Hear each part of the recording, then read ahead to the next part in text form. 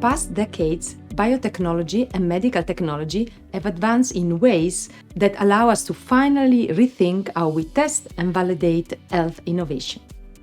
New approach methodologies, or NAMs, are paving the way to replace or drastically reduce animal testing. They also help us better inform and complement clinical research using human-relevant, data-driven and scalable systems. In fact, NAMs bridge biotechnology and medical technology. They include human organoids, microphysiological systems that replicate organ-level responses. They also involve in silico disease models and digital twin that simulate individual variability to guide personalized therapy.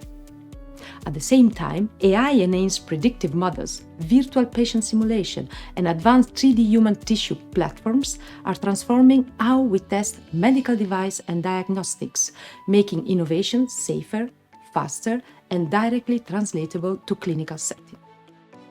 Through this challenge, the AEC supports innovators in turning breakthrough ideas into real-world solutions for healthcare.